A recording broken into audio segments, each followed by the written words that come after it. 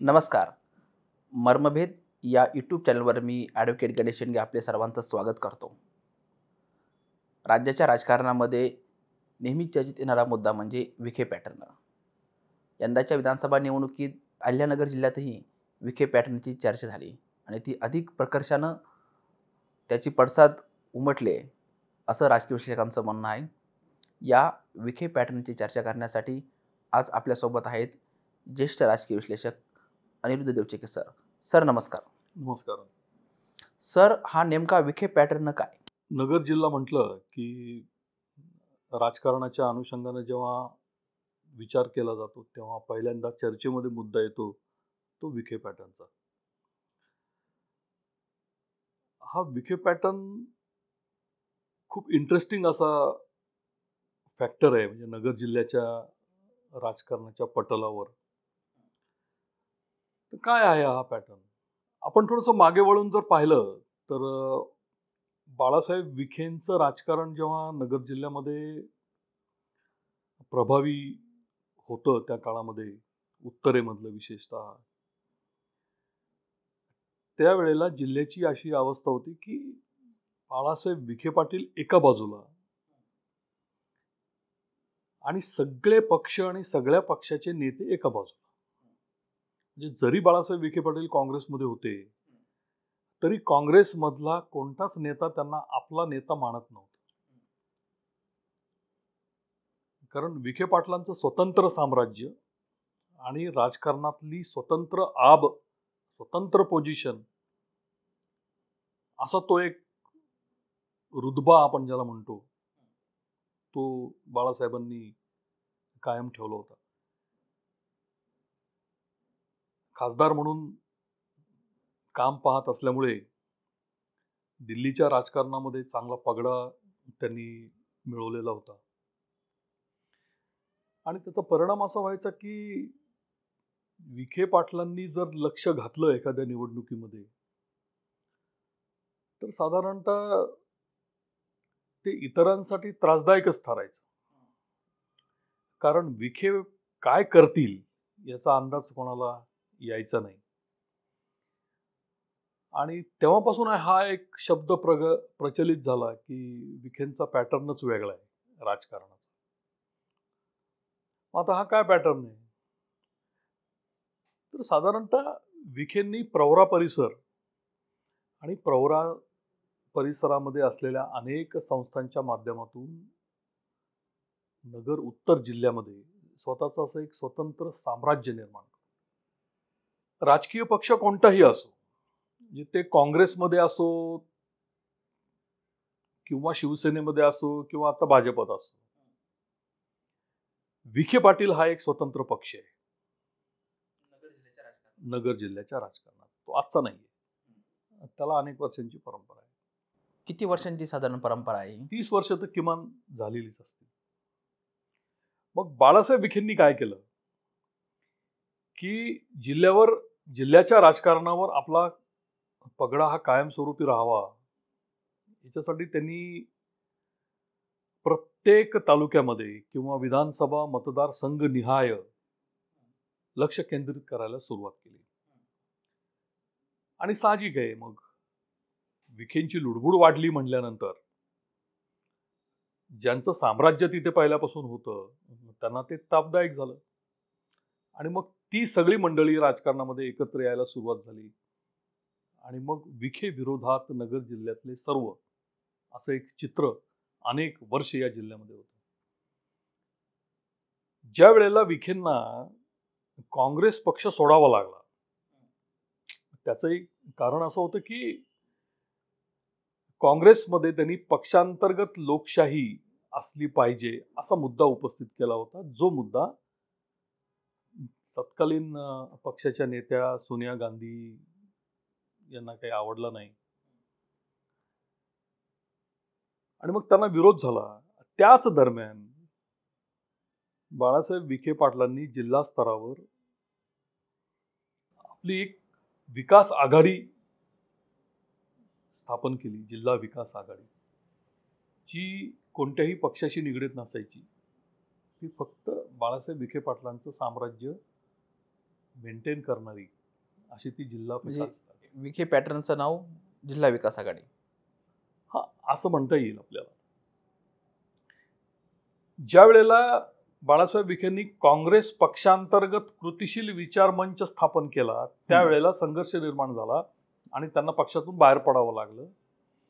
त्याचा परिणाम नगर जिल्ह्यामध्ये असा झाला की आता काँग्रेस पक्षातून बाळासाहेब विखे पाटील बाहेर पडले तेव्हा कुठे सर्व काँग्रेसच्या नेत्यांनी सुटकेचा निश्वास सोडला की आता आपल्याला विखेंच्या विरुद्ध ओपन राजकारण करता येईल. बरोबर. पण तोपर्यंत जिल्हा विकास आघाडीच्या माध्यमातून बाळासाहेब विखेंनी प्रत्येक तालुका निहाय आपले तालुका विकास आघाड्या स्थापन केल्या आणि त्या तालुका विकास आघाडीमध्ये त्यांना मानणारं म्हणजे विखेंचं नेतृत्व मान्य असणाऱ्या नेत्यांचं संघटन तालुक्याच्या पातळीवर निर्माण केलं. मग याचा फायदा किंवा तोटा कसा बघा की विधानसभेची निवडणूक आली की जिल्हा विकास आघाडीची भूमिका नेमकी काय याची चर्चा जास्त व्हायची. त्याची कारणं अशीच होती कारण जिल्हा विकास आघाडी म्हणजे विखे पॅटर्न ज्यांच्या बाजूला सहकार्य करेल त्या नेत्याची निवडून येण्याची आणि दुसऱ्या नेत्याच्या पराजयाची खात्री असायची. त्यामुळे प्रत्येक नेत्याला असं वाटायचं की विखेंच्या आघाडीने आपल्याला साथ द्यावी. बरोबर. आणि मग तो एक वेगळ्या प्रकारचा विखे पॅटर्न तयार झाला. मग साथ जर द्यायची असेल तर त्यावेळेला गाड्या घोडी प्रचाराचं साहित्य अशा सर्व प्रकारे येणं केन प्रकारे मदत करणारी जी यंत्रणा असायची ती जी विखेंच्या शब्दावर चालायची ती सगळी प्रवरावरून ऑपरेट व्हायची. ती सगळी यंत्रणा त्या नेत्यासाठी निवडणुकीमध्ये काम करायची आणि त्याचा त्याला फायदा व्हायचा. पण प्रत्यक्षामध्ये झालं असं आतापर्यंत की निवडून आणण्यासाठी नाही पण पराभूत करण्यासाठी मात्र ही आघाडी जी आहे ऍक्टिव्ह राहिली, ती कायम ऍक्टिव्ह राहिली. म्हणजे विखे पॅटर्नचा परिणाम काय तर एखाद्याला निवडून जरी आणता नाही आलं तरी त्याला जर पाडायचं असेल तर विखे पॅटर्न ऍक्टिव्हेट करा अशा पद्धतीचं ते राजकारण होतं आणि याला सगळे विखे पॅटर्न अशा पद्धतीने म्हणत होते. प्रत्यक्षामध्ये तो एक राजकीय अस्तित्व आपलं मजबूत करण्याच्या उद्देशानं बाळासाहेब विखेंचा तो प्रयत्न होता आणि तो नेहमी सक्सेसही झाला त्या काळामध्ये. यंदाच्या विधानसभा निवडणुकीचा जर विचार केला तर अनेक मतदारसंघांमध्ये विखे पॅटर्नची चर्चा झाली. त्यातलं प्रामुख्यानं उल्लेख करावा असा मतदारसंघ म्हणजे संगमनेर विधानसभा मतदारसंघ. काँग्रेसच्या विचारांसोबत थोरात कुटुंबियातल्या अनेक पिढ्यांनी काम केलं, परंतु यंदा पहिल्यांदाच त्यांच्या कुटुंबातील काँग्रेसचे ज्येष्ठ नेते बाळासाहेब थोरात यांचा पराभव झाला. यात विखे पॅटर्नचा नेमका सहभाग कसा होता? खरं तर बाळासाहेब थोरातांचा पराभव हा तसा अनाकलनीय असाच म्हणायला लागेल. कारण मी जे काय आतापर्यंत गेल्या अनेक वर्ष जिल्ह्याचं राजकारण पाहिलं आणि विशेषतः राधाकृष्ण विखे पाटील आणि बाळासाहेब थोरात या दोघांचं आपापसातली राजकीय जो काही संघर्ष होता किंवा हेवेदावे असायचे ते पाहिले आणि मला नेहमी असं जाणवलं की या दोघांचा एकमेकांना जो विरोध आतापर्यंत निवडणुकीच्या काळात झाला तो फक्त दाखवण्यापुरता होता. प्रत्यक्षामध्ये विखेंची अंतर्गत साथ ही थोरातांना संगमनेर विधानसभा मतदारसंघातून निवडणूक जिंकण्यासाठी नेहमी राहिलेली आहे आणि त्याच पद्धतीनं बाळासाहेब थोरातांनी सुद्धा अंतर्गत मदत जी आहे ती विखे पाटलांना आतापर्यंत केलेली आहे. पण या निवडणुकीमध्ये नेमकं असं काय घडलं की खरोखरच बाळासाहेब थोरात हे पराभूत झाले. हा थोडासा धक्कादायक असा पराभव आपल्याला म्हणावा लागेल. आता याची कारणं काय आहेत? नगर दक्षिण लोकसभा मतदारसंघामध्ये निलेश लंके यांच्या विरुद्ध जेव्हा सुजय विखे निवडणुकीमध्ये उतरले त्यावेळेला लंकेंच्या विजयासाठी ऍक्टिव्ह पार्टिसिपेशन बाळासाहेब थोरातांचं दक्षिणेमध्ये दिसलं. कारण काँग्रेसचा जो गट ऍक्टिव्ह होता दक्षिण लोकसभा मतदारसंघामध्ये त्यांनी सुद्धा एकत्रितपणानं निलेश लंकेंचं काम त्या ठिकाणी केलं आणि शेवटी परिणाम असा झाला की निलेश लंके निवडून आले आणि सुजय विखे पराभूत झाले. आता त्या विजयाचे आणि त्या पराभवाचे कारण अनेक आहेत, त्या खोलामध्ये आपल्याला जायला नको. पण त्याचा परिणाम असा झाला की सुजय विखेंच्या पुढे राजकारणामधलं करो या मरो अशी सिच्युएशन निर्माण झाली की पराभव होईल हे त्यांना अपेक्षितच नव्हतं लोकसभेला. मग आता पराभव झाला, आता करायचं काय? राजकीय करिअर अख्खं समोर उभं असताना सुजय विखेंनी करायचं काय हा प्रश्न त्यांच्या पुढे आला. आणि मग तिथे राधाकृष्ण विखे आणि बाळासाहेब थोरातांचं जे मॅच्युअर्ड पॉलिटिक्स आतापर्यंत चालत आलेलं होतं, एकमेकांना समजून घेण्याचं, ते कुठेतरी बाजूला भरकटत गेलं. आणि मग सुजय विखे आणि जयश्री थोरात या दोघांचा एक तिसऱ्या पिढीचा संघर्ष हा लोकांच्या समोर आला. आणि मग सुजय विखेंच्या व्यासपीठावरून वसंतराव देशमुखांसारखे काही वक्तव्य त्यांनी जी केली धांदरफळमध्ये, ती वक्तव्य केली गेली. मग जयश्री थोरातांनी त्याला उत्तर दिलं. त्या वादामध्ये बाळासाहेब थोरातांना शेवटी उतरावं लागलं की माझ्या मुलीबद्दल जर कोणी असं म्हणत असेल तर मी ते का सहन करू. अशा पद्धतीने ते झालं. आणि दोघांनाही म्हणजे विखेंना किंवा थोरातांना समजण्या पलीकडे ती निवडणूक गेली. आणि मग त्याचा जो काही सगळा पॅटर्न होता लोकसभा निवडणुकीतील पराभवाचा इकडचा दक्षिणेतला, मग सुजय विखेंनी आर नाही तर पार अशा पद्धतीची भूमिका घेऊन राजकारणामध्ये त्यांनी काम केलं. आणि त्याचे जे ओव्हरऑल रिझल्ट आपण पाहतोय आता, ते रिझल्ट पूर्णपणे विखे पॅटर्नला मॅच करणारे असे आहेत. म्हणजे मी जे सातत्याने म्हणतो की विखे पॅटर्नचा उपयोग हा उमेदवारांना निवडून आणण्यासाठी नाही, तो पाडण्यासाठी जास्त केला जातो. बरोबर. सेम अगदी तसंच या निवडणुकीमध्ये झालेलं आपण पाहतोय. आणि त्याचा पहिला फटका कोणाला बसला असेल तर तो बाळासाहेब थोरातांना बसला. आणि बाळासाहेब थोरातांचं जे काही, म्हणजे मी नेहमी असं सांगतो की सध्याच्या काळामध्ये काय झालंय की नेता, कार्यकर्ता आणि मतदार यांच्यामध्ये एक दरी निर्माण झालेली आहे. नेता कार्यकर्त्यांवरच फार विसंबून राहिला आणि तो कार्यकर्ता हा लाभार्थी मोडमध्ये गेला. आत्मकेंद्रित लाभार्थी अशा पद्धतीनं, मग ती पैशातनं आलेली मगरुरी, साहेबांच्या जवळ असलेलं मी कार्यकर्ता, मग ती ठेकेदारी आणि त्यातून लोकांना राबवून घेण्याची वृत्ती, याचा परिणाम सातत्यानं वर्षानुवर्ष तो होत राहिल्यामुळे मतदार हा तुटत गेला. आणि त्याचा अंदाज कदाचित बाळासाहेब थोरातांना आला नसावा. आणि तो नेमका लॅक्युना कुठं आहे ह्याची समज ही सुजय विखेंना आली. आणि त्या ठिकाणी अनपेक्षितपणे अमोल खताळ सारखा एक नवयुवक हा त्या ठिकाणी निवडून आलेला आहे.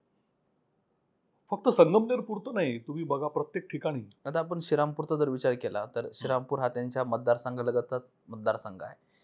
असं म्हणतात की ह्यावेळेस विधानसभेच्या निवडणुकीमध्ये विखेंनी त्यांची ताकद ही कानडेंच्या पाठी मागे उभी केली होती, परंतु निकाल काहीसे वेगळे लागले. तर तो जो विखे पॅटर्न संगमनेरमध्ये खूप प्रभावी ठरला, तो श्रीरामपूरमध्ये का ठरला नाही? तिथली गणित नक्की काय? बऱ्याचदा असं होतं की दाखवायचे दात काही वेगळे असतात आणि प्रत्यक्ष खायचे दातही काही वेगळे असू शकतात. म्हणजे याला राजकारणाच्या भाषेमध्ये अंधारातलं राजकारण वेगळं आणि उजेडातलं राजकारण वेगळं असं. म्हणजे असं म्हणता येईल की ओगलेंना विखेंचा काही छुपा पाठिंबा होता का? असं म्हणता नाही येणार डायरेक्ट, पण ओगलेंचा राजकारणातला प्रवेशच विखेंमुळे झालेला आहे ना. हेमंत ओगले जेव्हा युवावस्थेत राजकारणामध्ये इंट्रोड्यूस झाले, तेच राधाकृष्ण विखेंनी केलेले आहे.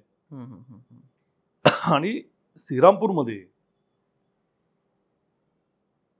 विखेंचा ज्यांना सपोर्ट राहील ती व्यक्ती निवडून येणार, ही तर काळ्या दगडावरची रेघ आहे असं म्हणतात.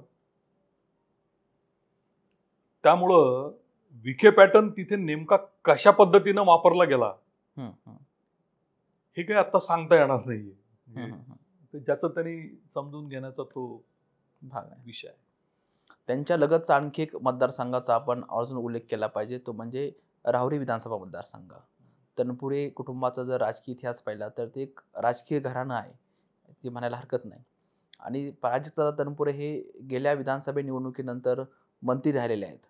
या वेळेत देखील त्यांची त्यावेळची परिस्थिती आणि नगर तालुक्यातील भाजपचे उमेदवार ज्यांचं अस्तित्व नगर तालुक्यात होतं, पण त्यांनी राहुरीतही तनपुरेंवरती अपेक्षेपेक्षा चांगल्या म्हणजे जास्त मताधिक्यानं विजय मिळवला. यात विखे पॅटर्नचाच इफेक्ट आहे असं म्हणायला हरकत आहे का? 100% तो इफेक्ट आहे. त्याला कारणंही तशीच आहेत. कारण राहुरी मतदारसंघामधला जो मूळ वाद आहे, तो प्रसाद तनपुरे विरुद्ध राधाकृष्ण विखे पाटील असा आहे. प्रसाद तनपुरेंचा जेव्हा तालुक्यावर वर्चस्व होतं, साखर कारखान्यावर वर्चस्व होतं, त्यावेळेला त्यांच्या विरोधात जी तालुका विकास आघाडी कार्यरत होती राहुरीमध्ये, त्याला ताकदच बाळासाहेब विखेंनी दिलेली होती. मग त्याच्यामध्ये सुभाष पाटील होते, रामदास पाटील धुमाळ होते, डोकणे, अशी काही मंडळी त्या ठिकाणी कार्यरत होती. भाजपचे तत्कालीन जिल्हा उपाध्यक्ष आसाराम पाटील ढोस हे त्या आघाडीमध्ये कार्यरत होते. आणि त्या सगळ्या स्थानिक नेत्यांनी राधाकृष्ण विखे, बाळासाहेब विखे आणि राधाकृष्ण विखेंच्या ताकदीवर मुळा राहुरी सहकारी साखर कारखान्यामध्ये सत्तांतर घडवून आणलं होतं तेव्हा. आणि त्याच्या आधी मुळा प्रवरा जी विद्युत संस्था आहे, त्या संस्थेच्या राजकारणावरूनही या दोघां गटांमध्ये कायम वाद असायचे. आणि ऊसाची पळवापळवी म्हणजे राहुरीचा ऊस प्रवरेला पळवला जातोय अशा पद्धतीचा आरडाओरडा तेव्हा नेहमी व्हायचा. मग त्या गाड्या अडवल्या जायच्या, जाळपोळ व्हायची, असा अनेक वेळेला संघर्ष हा त्या ठिकाणी झालेला आहे. काळाच्या ओघात तो कमी होत गेला. आणि राधाकृष्ण विखेंचा जोपर्यंत भाजपात प्रवेश झालेला नव्हता तोपर्यंत शिवाजी कर्डिले आणि विखे यांचं काही फार सख्य नव्हतं. कारण बाळासाहेब विखेंनी शिवाजी कर्डिलेंनी बाळासाहेब विखेंवर जे काही आरोप केले होते त्या काळामध्ये, त्याच्या संदर्भामध्ये खूप मोठा वाद ही तेव्हा पेटलेला होता. त्यामुळे विखे कर्डिले हे कधीच सख्य तेव्हा नव्हतं. मधल्या काळामध्ये बरेचसे बदल त्याच्यामध्ये झाले आणि मागच्या 5 वर्षामध्ये तर खूपच झाले. आता शिवाजी कर्डिले पूर्ण भाजपमय झाले, राधाकृष्ण विखेही भाजपमध्ये मुरले, भाजपचे आघाडीचे नेते म्हणून त्यांचं नाव आज आहे. आणि मग तुम्ही म्हणता तसं विखे पॅटर्नचा परिणाम, ती जी ताकद आहे विखेंनी तेव्हापासून पेरलेली किंवा विखेंची यंत्रणा त्या ठिकाणी असलेली, त्या ठिकाणी विखेंच्या नेतृत्वाखाली असलेली आघाडी, या सगळ्यांनी एकत्रितरित्या शिवाजी कर्डिलेंना तिथे सहकार्य केलं असेल. आणि त्यामुळं हा विजय स्वाभाविक शिवाजी कर्डिलेंचा त्या ठिकाणी झालेला आहे. शिवाजी कर्डिले आणि विखे यांची जी काही तुम्ही एका तरी पक्षात काम करत असले, त्यांची जी राजकीय युती झाली ती जिल्हा बँकेच्या माध्यमातून झाली की पूर्वीपासून नंतर झाली? नाही, पहिल्यापासून नंतर झालेली ती जिल्हा बँक. आता हे फार काय मोठा विषय आता राहिलेला नाहीये. पण पूर्वी जिल्हा बँकेचं केंद्रित राजकारण जेव्हा चालायचं, तिथेही विखे पाटील विरुद्ध बाकी सगळी मंडळी असायची एकत्र. जसं मगाशी मी म्हणालो, बरोबर, तो जिल्ह्याच्या राजकारणाचा पॅटर्नच तो होता ना त्याही काळामध्ये. आणखी एक उल्लेख करावा असा मतदारसंघ म्हणजे पारनेर विधानसभा मतदारसंघ. कारण नगर दक्षिण लोकसभा मतदारसंघाची ज्यावेळेस निवडणूक झाली होती त्यावेळेस सुजय विखे यांचा पराभव झाला निलेश लंके यांच्याकडून. आता निलेश लंके यांची पत्नीच पारनेर विधानसभा मतदारसंघामध्ये उमेदवार होती. अशा वेळेस लंके यांच्या पत्नीचा पराभव व्हावा यासाठी विखेंनी त्यांची यंत्रणा कशी वापरली, यात त्यांचा सहभाग आहे की नाही? निश्चितच आहे असं म्हणावं लागेल. कारण सुजय विखेंचा जर एकंदरीत स्वभाव आपण पाहिला, तो जो पराभवाचं जे शल्य त्यांच्या मनामध्ये आहे, तर त्या शल्याच्या पोटी त्यांनी जी ताकद या ठिकाणी पारनेरमध्ये लावली, काशीनाथ दातेंसाठी म्हणा, त्याचा परिणाम हा झालेला आहे हे निश्चित मानावं लागेल. हा एक पार्ट झाला. आणि दुसरंही त्याला एक बाजू आहे की शेवटी लोकसभा वेगळी आणि विधानसभा वेगळी. तर लोकांच्या भावनाही अशा होत्या की खासदारही तुम्हीच, आमदारही तुम्हीच, बाकीच्यांनी काय करायचं, असा एक कल लोकांच्या बोलण्यामध्ये तेव्हा जाणवला. त्याचाही तो परिणाम कदाचित मतदानातून तो आपल्याला पाहायला मिळाला असेल असं वाटतं. पण विखे पॅटर्नचा सहभाग त्याच्यामध्ये नक्कीच आहे, हे मात्र म्हणता येईल. आणखी एक विखे पॅटर्नचा प्रभाव असलेला मतदारसंघाचा जर आपण चर्चा केली तो म्हणजे श्रीगोंदा विधानसभा मतदारसंघ. पूर्वीच्या काळी श्रीगोंदा विधानसभा मतदारसंघामध्ये सुभाष डांगे असतील, गिरमकर असतील किंवा कुलदीप जगताप असतील असे अनेक लोक विखेंशी सोबत जोडले गेलेले होते. परंतु पूर्वीच्या काळी जो विखे पॅटर्नचा प्रभाव श्रीगोंदा मतदारसंघामध्ये होता तो या निवडणुकीत दिसला का? श्रीगोंद्यामध्ये मात्र परिस्थिती काहीशी वेगळी आहे की श्रीगोंद्याचं जे राजकारण आहे सगळं ते नागवडे आणि पाचपुते या दोनच घराण्यांभोवती आतापर्यंत फिरलेलं आहे. आणि श्रीगोंद्याची एक खासियत अशी आहे की कारखान्याची सत्ता ही नागवडेंकडेच राहायला पाहिजे आणि विधानसभेची सत्ता मात्र पाचपुतेंकडे असायला पाहिजे, असा एक लोकांचा कल बॅलन्स त्या ठिकाणी केलेला आहे. याला कारणही तसंच होतं, कारण ज्या वेळेला पाचपुतेंची सत्ता श्रीगोंदा कारखान्यावर होती त्या 5 वर्षाच्या काळामध्ये जे जे काही घडलं त्याचा एक पृथ्वीराज बायस अहवाल हा तालुक्यामध्ये आजही चर्चेला आहे. हो. आणि त्याच्यामध्ये जे जे काही उदाहरणं दिलेली आहेत त्याच्यावरून त्या कारखान्याची काय अवस्था पाचपुतेंच्या काळात झाली हे लोक आता उदाहरणासह आपल्याला सांगतात. तेव्हापासून कारखाना नागवडेंकडे आणि विधानसभा पाचपुतेंकडे हा विषय झाला. याला छेद देण्यासाठी श्रीगोंद्यामध्ये तिसरी शक्ती उदयास आणायची हा विचार गेल्या अनेक वर्षापासून चालू आहे. मग त्याच्यामध्ये कुंडलिक तात्या जगताप होते तेव्हा इच्छुक, घनश्याम अण्णा शेलार आहेत, बाबासाहेब भोस आहेत, हे सगळे नेते. पण निवडणुकीची वेळ आली की या सगळ्या नेत्यांना आयदर पाचपुतेंची बाजू निवडावं लागायची नाही तर नागवडेंची निवडावं लागायची. तिसरी शक्ती म्हणून ती कधी स्वतंत्रपणे अस्तित्वात नाही येऊ शकली. ती आणण्याचा प्रयत्न विखेंच्या विकास आघाडीच्या माध्यमातून अनेक वेळा केला गेला, परंतु त्याच्यामध्ये विखेंना काही फारसं यश मिळालं नाही. याला कारण आहे तसंच. विखेंची ताकद काय आहे आणि विखे काय करू शकतात याची जाणीव नागवडे गटाला जेवढी होती तेवढीच पाचपुते गटाला पण होती. त्यामुळं एकमेकांच्या विरोधात विखेंचा कल आपल्या बाजूने झुकवण्यासाठीचे जे काही प्रयत्न असायचे ते प्रयत्न त्या निवडणुकीमध्ये केले गेले आणि त्या प्रयत्नांना यश म्हणून विखेंनी तिथे कधी फारसं लक्ष घातलं नाही. म्हणजे बाकीच्या आपण आधी चर्चा केल्याप्रमाणे विधानसभा मतदारसंघामध्ये विखे पॅटर्न एक प्रभावशाली राहिला. म्हणजे तुम्हाला असं म्हणायचं आहे की श्रीगोंदा विधानसभा मतदारसंघामध्ये विखे पाटील पॅटर्न जो आहे तो नाही, तिथे जर विखे पॅटर्न आपण जर प्रभावी ठरला असं म्हणायचं असतं आपल्याला तर अनुराधा नागवडे निवडून आले असते. फेल ठरला असंच म्हणायचं आहे. नाही ना, मग अनुराधा नागवडे निवडून आले असतात. पण शेवटी पक्ष आहे ना, विक्रम पाचपुते हे तिथे कमळावर उभे आहेत आणि राधाकृष्ण विखेंना कमळाशी निष्ठा तर दाखवाच लागणार आहे ना. म्हणून त्यांनी पूर्णपणे पक्षाचं झोकून देऊन पाचपुते बरोबर काम केलं आणि त्याचा परिणाम आपल्याला आता दिसून आला. आणखी एक दक्षिणेतला मतदारसंघाचा आपण जर जायचं झालं तर तो म्हणजे राज्यभरात यंदा चर्चेत गेलेला मतदारसंघ म्हणजे कर्जत जामखेड विधानसभा मतदारसंघ. मागील विधानसभा निवडणुकीत ज्यावेळेस भाजपच्या तिकिटावर उभे राहिलेले राम शिंदे पराभूत झाले त्यावेळेस विखेंनी पक्षविरोधात कसं काम केलं आणि त्यांना पाडण्यासाठी कसं काम केलं याची निवेदनं देवेंद्र फडणवीस असतील किंवा इतर भाजपच्या ज्येष्ठ नेत्यांना दिली.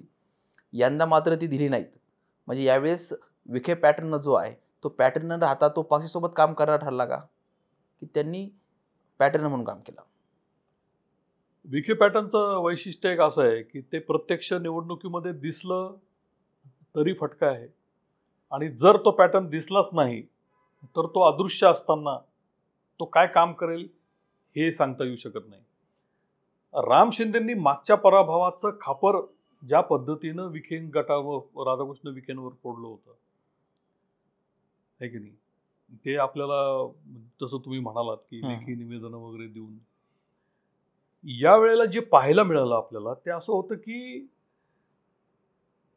रोहित पवारांच्या विरोधात महायुतीचे नेते असतानाही अजित पवारांनी सभा दिली नाही. ते त्यांनी ते कॅमेऱ्यासमोर सांगितलं. कराडच्या कार्यक्रमात ते जाणवलं. राधाकृष्ण विखे किंवा बाकीचे भाजपाचे नेतेही तिथे फारसे प्रचाराला आलेत असं काही दिसलं नाही. ती सगळी प्रचार यंत्रणा स्वतः राम शिंदेच्या ताकदीवरच त्या ठिकाणी राबवली गेली आणि सगळ्यांनी असं गृहीत धरलं की राम शिंदे राज्याचे नेते आहेत,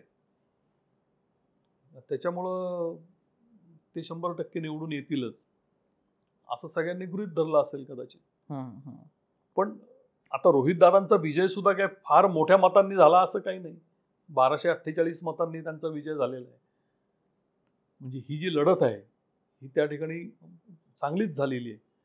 आणि कर्जत जामखेड विधानसभा मतदारसंघांमध्ये अनेक वर्षापासून असा प्रश्न सातत्यानं विचारला जातो की बा भूमिपुत्राला हा मतदारसंघ ऍक्सेप्ट का नाही करत. नेहमीचीच गोष्ट आहे. जसं सदाशिव लोखंडे यांनी या मतदारसंघाचं विधानसभेमध्ये प्रतिनिधित्व केलेलं होतं. सदाशिव लोखंडे प्रॉपर जामखेडची किंवा कर्जतचे नाही आहेत, ते मुंबईचे, चेंबूरचे. त्यांच्या जोडीला ज्यांनी विरोधी पक्षांकडे तिकीट मागितले ते सुद्धा स्थानिक कोणीच नव्हते. उदाहरणार्थ हनुमंतराव डोळस, तेव्हा तिकीट त्यांनी मागितलं होतं. आणि आता जेव्हा मतदारसंघ खुला झाला तेव्हा मग रोहित पवार आले आणि ते पटकन निवडून आले, कारण ते बाहेरचे होते म्हणून. मग भूमिपुत्राला स्थान द्यायचं नाही का असं ठरवलंय का या मतदारसंघांनी, असाही मुद्दा त्या काळामध्ये आत्ता मागे त्याच्या चर्चेला आला होता. आणि कदाचित याच प्रश्नाचं उत्तर परत एकदा या मतदारसंघांनी दिलेलं असावं. म्हणजे तितका विखे पॅटर्न त्या मतदारसंघावर प्रभाव करणारा नाही वाटत. आणखी एक मतदारसंघ तो म्हणजे दक्षिणेतला शेवगाव पाथर्डी विधानसभा मतदारसंघ. मागील विधानसभा निवडणुकीत मोनिकाताई राजळे यांचा विजय झाला, तरीही त्यांनी जे भाजपच्या नेत्यांना शिष्टमंडळ भेटलं त्यावेळेस राम शिंदे सोबत याही सहभागी होत्या. यंदा मात्र त्यांनी विखे कुटुंबाबद्दल कुठल्या प्रकारचे आरोप केले नाहीत. तर शेवगाव पाथर्डीमध्ये यावेळेस विखे पक्षासोबत राहिले की त्यांच्या कार्यकर्त्यांची फळी कमी होत गेली शेवगाव पाथर्डी मतदारसंघामध्ये, काय वाटतं तुम्हाला? नाही, विखे 100% पक्षाबरोबर राहिलेले दिसलं. कारण आता पक्षाच्या विरुद्ध काही करणं हे सुद्धा एवढं राजकारणामध्ये परवडणारं नाही राहिलेलं. त्यामुळं मोनिकाताई राजळे यांनी कमळ या चिन्हावर त्या उभ्या असल्यामुळे कमळ चालेल कसं याचाच विचार राधाकृष्ण विखेंनी केलेला असावा. आणि मग तेथे अनेक बाकीचे फॅक्टर पण आहेत ना. जसं घुले पाटलांचं काय झालं की घुले पाटलांना शेवगाव तालुक्यातून मतदान जास्त झालं आणि प्रताप ढाकणेंना जे अपेक्षित ओबीसी मतदान जे होतं ते अपेक्षेप्रमाणे पडलेलं नाही, हे त्याच्यातून क्लिअर झालं. आणि मला वाटतं मग त्या ठिकाणी हा कदाचित एक आहे तो सेफ आहे हा नारा कामाला आला का, कारण ओबीसी आणि ते सगळे एकत्र येऊन भाजपच्या मागे उभे राहिले, असं काही त्या मतदारसंघात झालंय का, हे सुद्धा आता हळूहळू आपल्याला जसं डिटेल आकडेवारी त्याची येईल त्यानुसार ते कळू. नगर दक्षिणेतला आणखी शेवटचा मतदारसंघ तो म्हणजे नगर शहर विधानसभा मतदारसंघ. या मतदारसंघामध्ये विखेंचा सहभाग कितपत राहिला? या मतदारसंघांमध्ये विखे पॅटर्न किंवा सुजय विखे किंवा राधाकृष्ण विखे यांचा काही फारसा प्रभाव आहे किंवा नाही असं काही म्हणता येणार नाही आपल्याला. इथला बहुतांश मतदार हा हिंदुत्ववादी मतदार आहे. आणि ज्या वेळेला भाजपने संग्राम जगतापांची उमेदवारी ॲक्सेप्ट केली आणि युती धर्म पाळा असा संदेश आपल्या कार्यकर्त्यांना दिला, तेव्हाच तो अंदाज येऊन गेला होता की हा सगळा जो काही मतदार आहे तो हिंदुत्ववादी मतदार हा पूर्णपणे महायुतीबरोबर राहील, हे तर क्लिअर उघड झालं. आणि मधल्या शेवटच्या टप्प्यामध्ये 5 दिवसांमध्ये जो काही कटेंगे तो बटेंगे वगैरे हे जे काही नारे आले बाहेर, त्याचाही सगळ्यात जास्त इफेक्ट कुठं झाला असेल तर तो नगर मतदारसंघामध्ये झालेला दिसला. कोपरगाव विखे प्रभाव किंवा विखे पॅटर्न इतका कधी चर्चेत आला नाही, यामागची कारण मीमांसा नक्की काय असेल? कोपरगावमध्ये काळे कोल्हे हे परंपरागत असं राजकारण आहे आणि यावेळेला विवेक कोल्हे हे त्या ठिकाणी भाजपच्या तिकिटावर इच्छुक होते, परंतु देवेंद्र फडणवीस आणि त्यांच्या यंत्रणेने त्यांची जी काही समजूत घातलेली आहे, जो काही शब्द त्यांना दिला, कदाचित राज्यसभा असेल किंवा विधान परिषद असेल, त्यानुसार त्यांनी निवडणुकीतली उमेदवारी आपली काही ठेवली नाही. आणि पूर्णपणे आशुतोष काळे यांना त्यांनी सपोर्ट केला आणि त्याच्यामुळे ते निवडून आले. आता आत्तापर्यंत चित्र असं होतं की काळे किंवा कोल्हे या दोघांपैकी एकाला विखे पाटलांची मदत ही निवडणुकीमध्ये व्हायची आणि ती शक्यतो आतापर्यंत काळे गटालाच होत होती. पण आत्ता असं दिसलं की कोल्हेच काळ्यांबरोबर असल्यामुळे या निवडणुकीत त्याच्यामुळं तो काही फार इफेक्ट करण्याची गरज भासलेली नाही. आणि त्याच्यामध्ये आणखी एक महत्वाचा मुद्दा असा होता की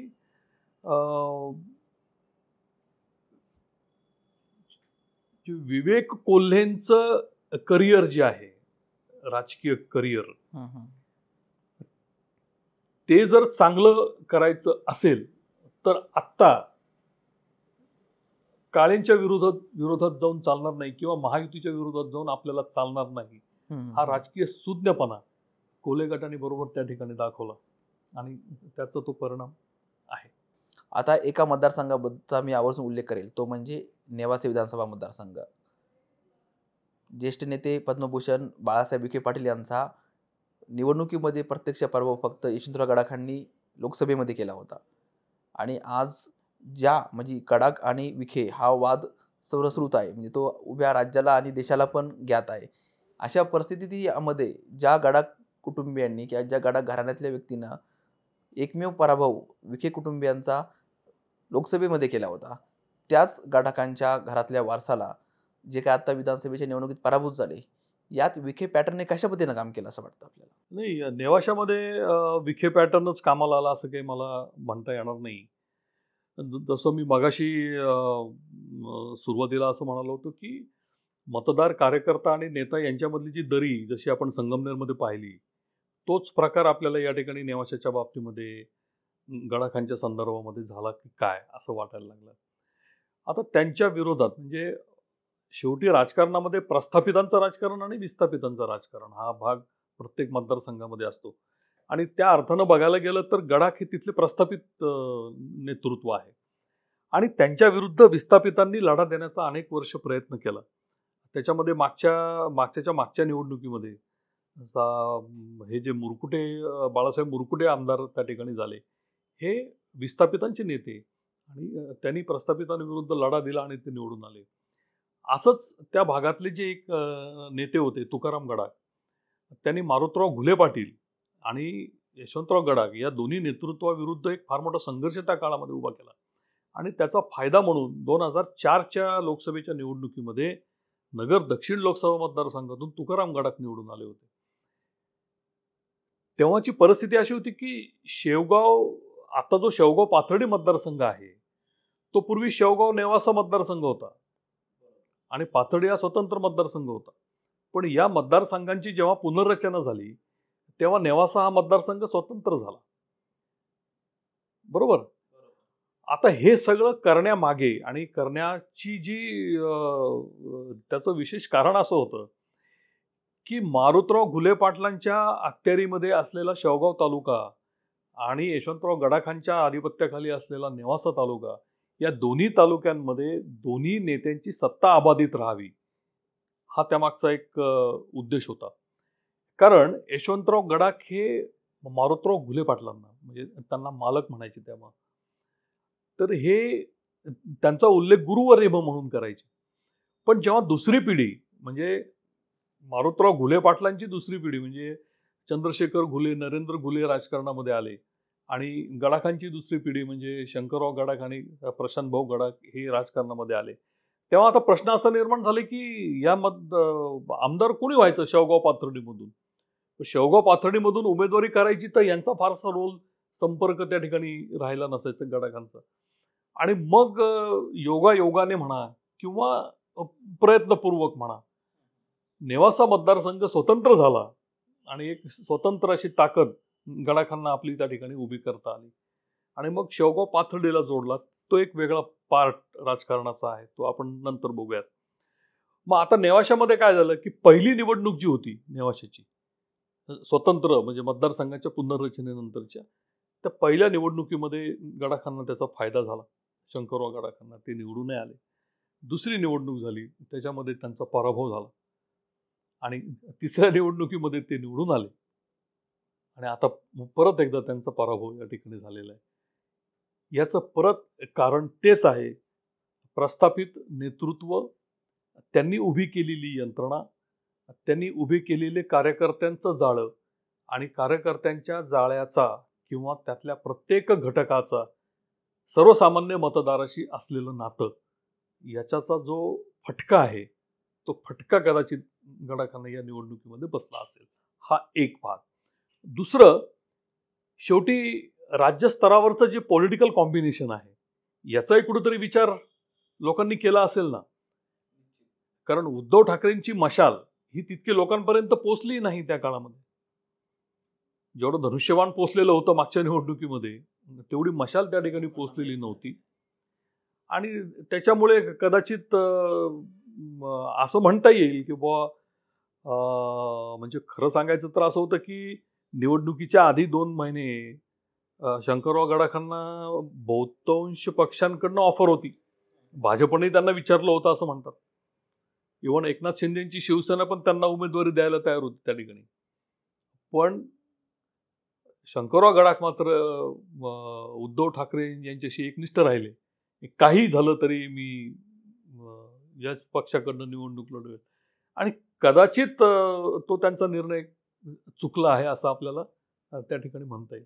पण ह्या सगळ्या परिस्थितीमध्ये विखे पॅटर्न तिथे फारसा वापरात आला असं काय आपल्याला म्हणता येणार नाही ठामपणानं. धन्यवाद सर, आपण वेळ काढून आम्हाला इतकी महत्त्वपूर्ण माहिती दिली आणि विखे पॅटर्न काय आहे याची सविस्तर विधानसभा मतदारसंघ निहाय माहिती दिली त्याबद्दल धन्यवाद. धन्यवाद.